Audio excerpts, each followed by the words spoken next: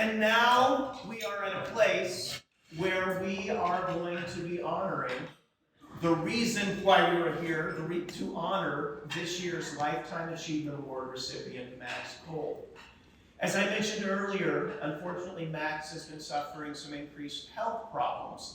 When I met with him back in September and told him that the committee had selected him as the recipient, he was overwhelmed and he was a little intimidated, and he said, "Oh, I don't think that I would feel comfortable standing up and speaking for the group." But I sat there in his office with all of the pictures that were there, all of the stories behind all of those pictures, and I said, "People need to hear this, Max. People need to hear what you've done."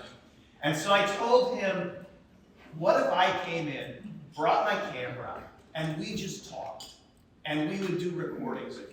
And he said, "I think I could do that." And that was our plan for today. And unfortunately, before we could make that happen, his health deteriorated enough that we were not able to put that video together. So instead, I have asked Herb Krumsick and Herb that put together a spectacular group of people to talk about and share stories of Max's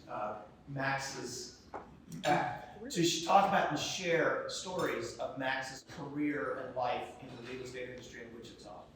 And so we will have here, and let me make sure I'm getting my order correct with what we have here. Herb Krumsick is going to start out, followed by Grant Tidemann. Then we are going to have Colby Sandlian, Johnny Stevens, Maurice, and finally Craig Burns is going to share with us. So Herb, would you come up and lead things off for us? Dan asked me to talk for 5 minutes, and I said, "Well, what am I going to do with the other 4? Say nice things about Max." You know, they wanted me to say a bunch of things about him, and I said, "Well, I'm really going to tell the truth." I heard that Max once found traces of blood in his alcohol. You know, he did drink a little. Once when he was younger, he ran away from home. His parents sent him word that if he didn't come back, all would be fine. And I will tell you, for those of you, a lot of you don't know him, Max was a pistol, to say the least. We all grew up together, all of us old timers, and Max really was on a different level than most of us. I really mean that. Highly educated. He went to courses before CCIM, and he was really ahead of the curve. I will tell you an interesting thing. Back in the 60s, most of us in the business didn't know what an annual constant was. We didn't know how to determine depreciation. I'm really not kidding you. I had a guy come in one day and teach me what an annual constant was. I thought he's a genius. I will tell you this, CCIM has done so much for the industry as far as sophistication and all that, and I take my hat off to them. I got a few notes here, I guess you can tell. I gotta tell you an interesting. Prior to the 1969 tax law, you could write off up to 5 years prepaid interest. Are you listening? You could put a 25% down payment down and write it all off if you charged it at prepaid interest. There was a lot of stuff in the old days that was so unique, but not a lot of us didn't know how to use it. Max always thought big, and when I say big, I mean big. He truly was on a different level than most of us. Traveled around the country, and I'll tell you an interesting thing. He was not afraid to call on anybody. He was a very close friend of Mel Simon. He went to visit him. He went all over the country, and they say he walked in everybody's door and didn't think twice. He was very creative, and that's an understatement. He was literally always thinking ahead of the box. And we've got a lot of guys here, I think they're going to talk, and they're going to tell you their experience. The one deal I want to tell you that Max did, at Tropicana and Las Vegas Boulevard, Max had 70 acres under contract about 25 years ago. By the way, that's where the Mandalay is now. And anyway, it's under contract. He's got a deal working with Mel Simon and with Harris. He bought it for $10 million. The long and short of it is, the deal didn't go through Max bought it for 10 million, sold it for 21. 3 years later, it sold for 71 million. And all I can tell you is to say, I get the biggest kick out of it, and I'm really anxious for everybody here to tell their story. God bless you. And God bless Max. My first impression of Max was not what it is today. Young broker, 1979 and 1980, I wasn't overly impressed with his style or his reputation. This is prior to him moving to Las Vegas. He was, as I'm sure he would share with you, not only impressed with me. Upon Max's return to Wichita, numerous colleagues told him not to purchase anything south of Kelly. In my next meeting with Max, he called me because he thought I might know a real estate deal that would excite him.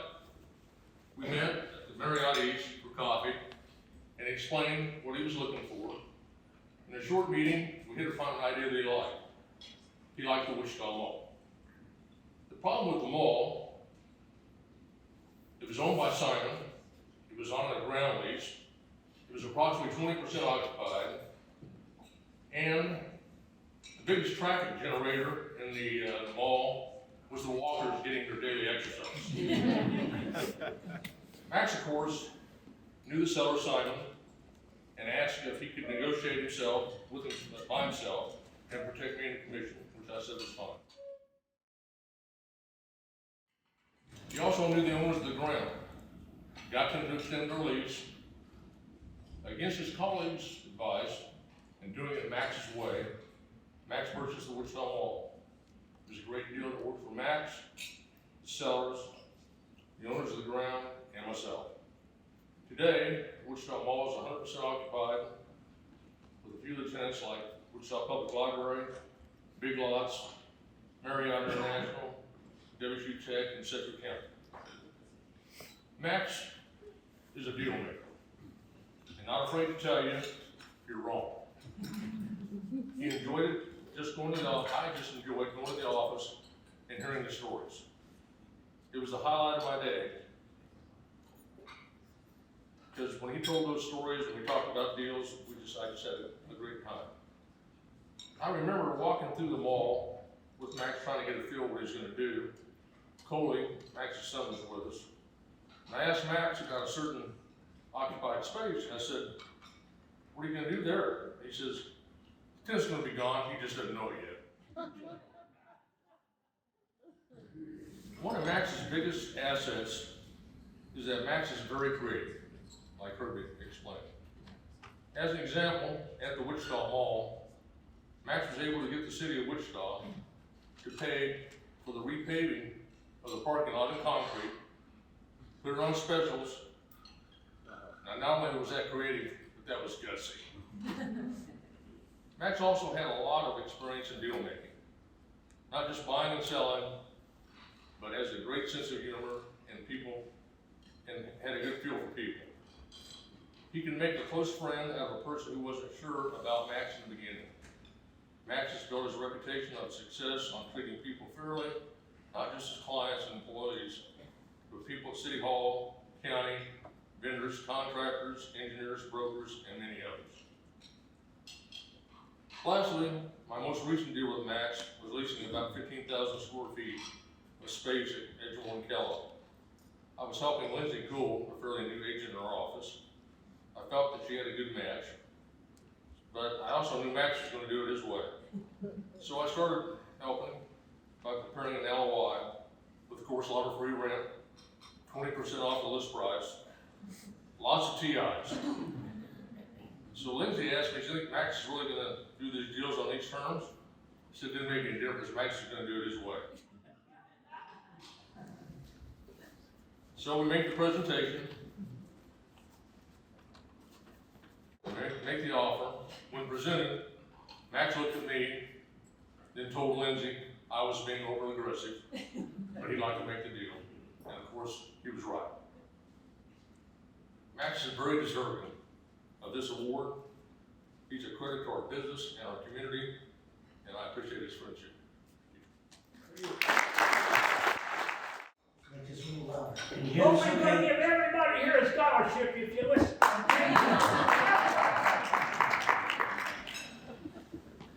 met Jack a long, long time ago. Or Max, rather. Got him mixed up with Jack Hunt, because he called me from Las Vegas 40 years ago and said he was decided to go into the real estate business. And I said, what? Because I'd only known him in Las Vegas, never before in real estate. But he would, I said, what are you gonna do? He said, I'm gonna go to work with Jack Hunt. And I said, if he goes to work with Jack Hunt, he couldn't find a better man to learn the business from. And of course, he did that.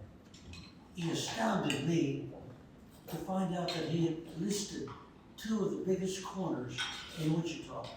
The one on Rock Road and 21st Street, the southwest corner, and the one in west. No, excuse my memory. So the one out west that for a quarter section, he had them both. We've been trying to get him for years. He had a knack for putting things together. He knew a lot of people. He would go anywhere to get what he wanted.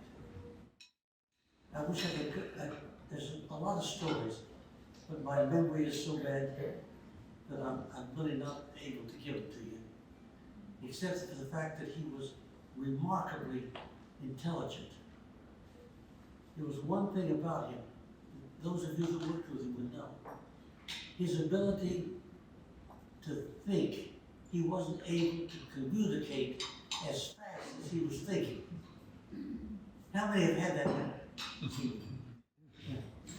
Because he literally could think fast enough, he couldn't get it out fast enough. But he was a brilliant real estate man, and he deserves the award tonight. Thank you. Well, I'm going to tell you a little story about Max. It doesn't involve real estate. Max and I grew up together playing golf in the late 50s, and that tells you how old we are. But anyway, I'll start out talking about Max, his father, and my father. They both were good golfers, and they played every day, and that's how Max and I started. But Max's dad was real particular about everything, and he was building a new house over on Armour or Stratford in that area. And he was so particular that he would hire the caddies at the end of the day to go to the construction site and sweep it so that the contractors the next day would have a clean site. And he handpicked every brick in the house. And he paved the crawl space so that if a plumber or electrician had to get under the house, it would be clean. So the house was completed, and the first few days it was done, we would meet over at Max's house and watch golf videos, because we were such golf nuts, we videoed everything. And we were practice swinging in the house, and this was like 2 or 3 days after they moved in the house. And I took a big old swing and stuck my 2-iron right into the ceiling. Well, he had that hole in the ceiling fixed the next day. That's how particular he was. But Max and I grew up, like I say, traveling around the country playing in golf tournaments. Max would drive because we weren't old enough to drive.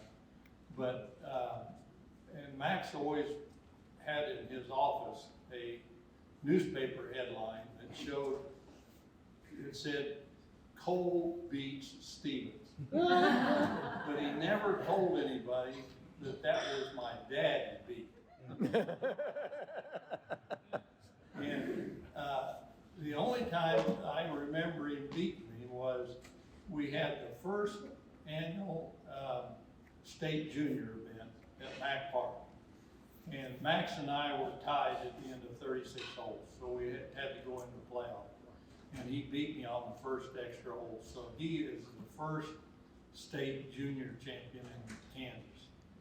But anyway, he took golf just like he took real estate. I mean, he dived into it, he read everything, he went and saw all the good players, and he never left a stone unturned to learn how to play golf. And that's how he played real estate. I will tell you this, he was a lousy student because he never went to school hardly.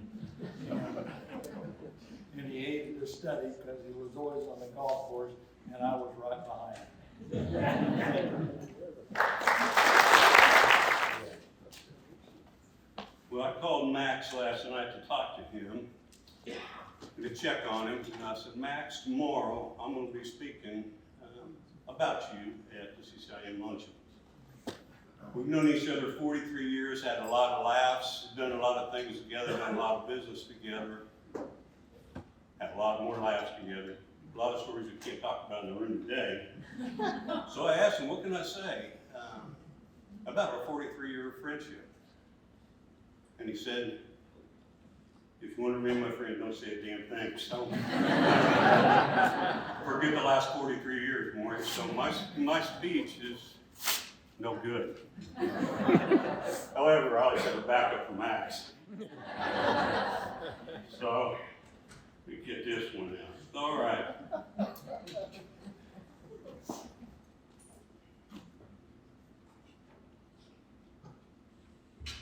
I love working with Max. There's no gray area with Max, no gray area at all. There's no black area, there's no white area. It was Max, all he saw was colors. I didn't see the colors. A lot of us didn't see the colors with Max. He was so creative. He knew a plan, and he knew how it was going to play out way before it happened. Sometimes he was wrong. That was very few. A lot of times he was very right. He'd see things that nobody could see. And when he tried to explain it to us, he'd say, it's what's going to happen. So I used to tell him he had business dyslexia. Meaning, when everybody say no, he thought they said on. So here he goes. He just starts. And he would build something, we'd look back and say, my goodness, how in the heck did you ever think of that? Well, he traveled a lot, and in the old days, he drank a lot, so it got him very creative. When he gave it up, he dove into real estate and other investments, and he was a ball to work with. When I first met Max, I met Max in high school when I took his daughter home one night in her car because she was drunk, and I drove her car home with my girlfriend, put Willie at the front door, rang the doorbell, and ran like hell. Got in my girlfriend's car then, who followed us, and left the keys in her car. Max called me the next day and said, if you ever do that again, well, he didn't finish that. If you ever do it again, and when Max says that, I can just imagine my fat ass sitting in a 55 or 255-gallon drums in the water in Arkansas River with sea men all around me. So I believe what Max told me. We did everything on a handshake. There was no contracts, there was nothing. It was just Max. And for some reason, he took up to call me kid when I was young, and still to this day. When I called him last night, he said, what do you want, kid? And I said, I want to talk to you. And he said, I'm not dead yet, kid, so be nice to me, which I will. Everybody said he thought out of the box. His box was big. He was nationwide big. Like I said, he thought in colors, and we just thought black and white numbers. He saw stuff that we couldn't see. He has business with dyslexia, as I said. He has a way to make you feel special. When he was doing the office desk deal, I walked in there with a couple people a couple of times, and my surprise was always this. I'd see Max, and Max would be, of course, he wouldn't be dressed up by any means. It was usually pajamas and house slippers. And many of you people know those meetings. You say, I mean, did Dodie kick you out of the house again, or what the hell happened? Where's your clothes? But he loved his pajamas. He loved to wear pajamas to work. And he said, kid, never change. Just be who you are. And to this day, I've stayed by that. But I don't own a pair of pajamas. When his ideas didn't work, and they were his ideas, it didn't matter how much money it cost. He was going to go ahead and put the money up and shake somebody's hand and take a risk on them. We don't have a lot of that. Everybody puts pencils around and checks everything so many different ways, as their accountant checks, as their attorneys check it. Max did do on a handshake, usually not even on a handshake. He just looked in the eye and said, okay, we have a deal. And then he passed it off to Amy or somebody else, not Colby, to go get it done. And they've been one before. The only guy that I know that really was able to get Max stirred up. And then Max would play this game back and forth, and I love to watch it. It was Jeff Crable. So Jeff would come with a set of plans that Max had a conversation with this week. I want you to draw this, and this is what I want. So here comes Jeff with all these plans. Within 2 minutes, the plan only changed. It went all the way up. I mean, it's thrown away. It started, new plan started. So Jeff, I'd sit there and watch him. He'd just shake like crack baby. He never knew what the heck was going to happen, but he knew that he was going to get paid. Because Max, he was Max's client, and he was going to get paid, and Max didn't do anything without him standing there. When I worked for Max, I'm going to tell you a quick story about working for Max. I worked for a family through the first 30 years of my life, and Max wanted to be partners with them. We were involved in the Amarillo Grill days, and Max and this family had a hotel out on the west side of town, and they had a bar in it called Nurt and Gertie's. That shows my age. I got brought back from Denver from the family to shut down Nurt and Gertie's because it's attached to a hotel that Max and the family owned. Well, Max had built this bar restaurant to be really a bar, and it was a bar. And in those days, we were doing $65,000 to $70,000 out of this bar, but we had a hotel adjacent to it. Nobody could stay at the bar because everybody's drunk in the parking lots, and we had a lot of shenanigans going there, to say the least. So Max, I hadn't seen him in years. One night, my partner said, "You're coming back from Denver, and you're going to go to the Ridge Plaza Office Park when you get back." So I landed at 11, and I went into Nurt and Gertie's to see what my next job was going to be, and I saw the lights on in the kitchen, and I saw Max over in the corner, and he was frying up some food for me. He just got in from California, and he looked at me and said, "Who the hell are you?" I said, "Max, it's me, it's Maurice. What the hell are you doing here?" I said, "What are you doing here?" He said, "Well, I own this with your partner." And I said, "I understand." He said, "Let's go take a look at this place. It's got me bothered." So I said, "I've never been in here before, so let's go walk around." Well, we walked around the corner, the place was jam-packed. The manager was in overalls on the stage with a toilet lid around his neck, and he was DJing for the night. And Max looked at me and said, "Have fun with this one, kid. Turn this one around." Well, we ended up putting an Amarillo Grill type deal in there, and Max wanted to knock it off, so he went to Memphis, Tyler, and Atlanta to open these restaurants. He called my partner and said, "Can I use him for a couple days to shore things up for me?" So I got on a plane with Jeff Crable, and Max, and we flew to Memphis, Tennessee. A funny story was, Max had told me the restaurant had been open for 3 months, and he had a manager in there, and he said, "Maury, my manager's convinced me we have the best idea ever in terms of promotion. We're giving 3-for-1 T-bones away. 3-for-1 T-bones." And I looked at it, and I know this guy's smart, but that's the dumbest thing I've ever heard in my life. 3-for-1 T-bones. Why would you do 3-for-1? Why would you do 2-for-1? You're going to take the last one home to your dog. I mean, what's the deal? I get in there, there's a line around the building. I walk in the kitchen, there's no steaks. And I said, "Max, what are we going to do? We got 3-for-1 T-bones." He said, "Oh, hell, this is yours to figure out, kid. I'm out of it." So I go, "Well, the hotel's got money." So I went to the hotel, and I said, "Grab all the money out of there." I took one of my cooks and said, "Go there and tell that guy at the grocery store to start cutting one ounce T-bones, and we'll just keep filling through the night." And I said, "Well, how did this happen?" I see this old guy in the crowd. Well, he had been Max's food supplier for 3 months and hadn't been paid once. Max thought he was paying his bills, but he was giving it to his partner, Larry Lombardelli, to take care of, and Larry wasn't paying any of the bills. So, long story short, we left there and went to Atlanta. That one wasn't any better, so I called back to my partners. I said, "I don't think this deal's going to work." It converts to Amarillo Grill, but we got one more to check out, Tyler, Texas. This is when I knew Max really had pull. We get to Tyler, Texas, a whole different deal. All these restaurants were connected to hotels and Max Supply. Well, this restaurant was not really a restaurant, it was a juke joint. It was a total full-fledged bar, bone and going, all night long, till the wee hours in the morning, and they were paying their bills, but Max was also paying the sheriff and all the police department to not pull anybody over, not give anybody DUI. They could come in on their birthday, drink all they wanted, bring their wives, whatever, just don't let this cash flow go away. I remember having conversations with the police. You work for Max? Yeah. Go on, do whatever you want to do. All the girls, drink as much as you want. When they drove home, they get pulled over. We work for Max Call. Do what you want to do. If you need a ride, let me know. Max had everybody in Tyler, Texas. Everybody knew who he was. He'd only been there 2 or 3 times, but he had greased enough to get his business working well. And that one worked, it worked extremely well. And there was something, you can ask your father, I'm not gonna share a crowd, that we did have to end up shutting that down after a heck of a long run, and a little bit of interest from IRS and some other people came to us. Anyway, Max and I became, like Casper, a ghost. We got the hell out of town quick and lived very long ago and figured that one out.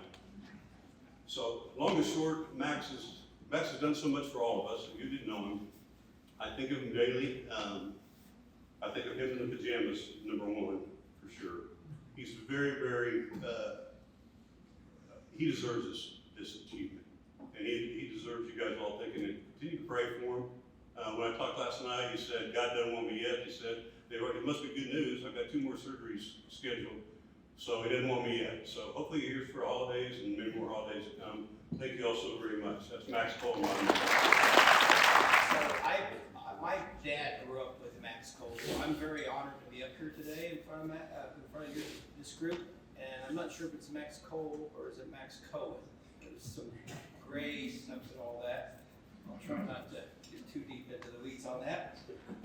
Always some mystery around the Cole family.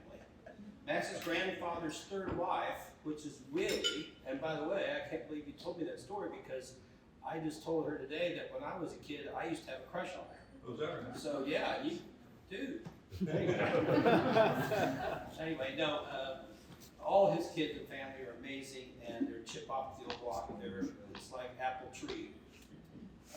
But anyway, Max's grandfather's 3rd wife, her name's Willie, and that's related, I think, that her father was Bill Hale from the movie Killers of the Flower Moon.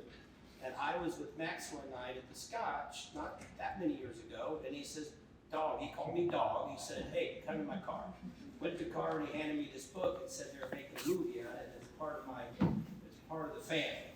And I was like, that doesn't surprise me. And by the way, because of that book and everything, that's how the FBI was created, because of the things going on down there in the Osage tribe, between Oklahoma and the Canadian border.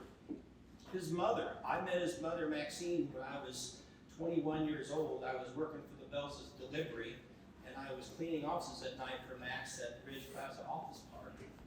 And his mother, Maxine, was quite the character too, and most people didn't know, and most people don't even know where their office is today. It's kind of hidden. Back in the day, it was down below, behind Albert's. And you had to kind of know where you're going to go down there into the basement to see everybody. But Maxine was one of the matriarchs. She was an incredible lady. She died at the age of 99, I believe. And, so when I was younger, I would go deliver stuff to Maxine and Ollie Van Beach and all these people, because Jackie Wassel was the very first outside a real estate office or an attorney's office, started the first escrow closing department doing commercial stuff. So I was running around to all these characters and doing this. And my father was in the commercial real estate. And I call him kind of the CRRP, Commercial Real Estate Rat Pack Group. And the Wygans, the Arnolds, there's a bunch. And some of you in the room, and some of them, like Jack Hunt, had a nickname that I won't say in front of everybody. So Max and all of them were part of this group. And you guys, back in those days, let's talk about the technology. So when those guys started selling commercial real estate, and Colby Sandlian, my godfather, This is what they had, you guys. This is technology. This was it. And if you didn't answer it, you didn't get anybody. There was no answering machines hardly back in those days either, even that. So another little trivia thing they had. Please don't ask my students to figure out how to make a phone call on that.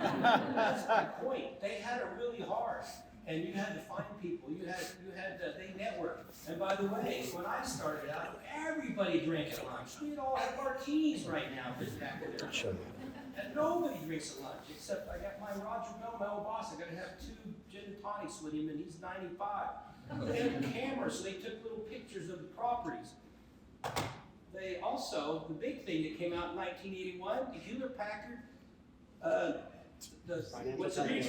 HD-12C. Yes, I still got mine. I got it when I was in 1982. My dad gave it to me because he was a commercial real estate guy. So that's the technology these guys got to work with in the beginning. So they did a lot of networking, they did a lot of drinking, and they did a lot of discovery because of that. So the relationship of that was amazing, and I got to spend a lot of time. My dad used to have this big party down at Beaver Lake. And there are people like Tony Casado, back when the Mid-Kansas Federal State Road, a bunch of those places. And so Max came down, and my dad was trying to utilize airplanes back then. They had a 421 airplane that they hadn't bought yet. And Max, my dad, kind of used Lee Yingling to say, hey, we want to test this plane out. So we got everybody, got them all down there to go there. Well, Dad stuck his head into Max and said, hey, Max, this is something we might want to look and buy, because the Yingling people were thinking that that's what we're doing. But they really, Dad didn't have any intention on buying that plane. So they spent 3 days down there at the lake with my father and everybody drinking. And I was the kid that was supposed to run around and drive around so they could drink or drive the boats. And they got out of a houseboat and they were all partying. And I was like 17 or 16 back then. And he got back, and Max called up Dad and said, hey, that's great. We just bought that airplane. And Dad's going, no, I just did it just for pranks. But that same airplane, one time, Bill Savage told me, I talked to him a couple days ago, they were flying to Florida, because they flew all over. They had deals everywhere. And matter of fact, to this day, Max knows a guy named Terry Wright, who was the top title guy out there at the time. So anyway, they take off, and they're heading to Florida, and I think they had Bill Higgins and maybe Harris Barbell. Yeah, Cocky. And your mother, Dodie, was on the plane. And they were about 20 miles just taking off, and the engine catches fire. Ooh. And everybody's freaking out, except Dodie. Phil said she was the coolest of the whole flight. Everybody else is freaking out, but they made it back and landed safely. So I'm going to tell you about another thing. You talked about wearing Gerties. This is how Max negotiated. Max, my dad asked me, said, hey, my brother and I, Max called me Dog. That was my name. This is what my dad called me. Never called me by my name. But anyway, says, Dog, we want you and your brother to go down, fly down to Dallas. I've got this big antique store, and I want you guys to, I'm going to buy all this stuff to open their Gerties up. And so we go, and we're going to drive this big U-Haul back and unload it and put all this stuff on the wall. So there's like horse collars and all kinds of crazy stuff that Max walked around this whole big old junkyard and picked all this stuff out. So Max is up there getting ready to pay the guy, and back then I think it was like $15,000 and some change. And Max looks at it and says, you know, this is just a bunch of junk. You probably don't have a dime in it. You've had it laying here forever. He goes, are you a betting man? And the guy goes, yeah, I like to bet. And he said, I'll tell you what, I'll flip you double or nothing. I couldn't believe I was standing going, holy crap. Anyway, I'm not going to tell you how that turned out, but it was a great example of how Max just did it, and it was amazing. So be sure, family, you do me a big favor. Be sure to tell Max to tell Carlos Gambino and Jimmy Tuto and some of those guys hello for me. Well, thank you very much, everyone. And now is the time. Will, would you come on up? Would Lee and the rest of the family, would you come on up as well? And we'll stand around the award itself. So the award is a piece of original carved art glass. Once again, one of Rod Stewart's ideas and creations. And I think how fitting that we have the award in the carved art class along with Burnsy's props from his presentation.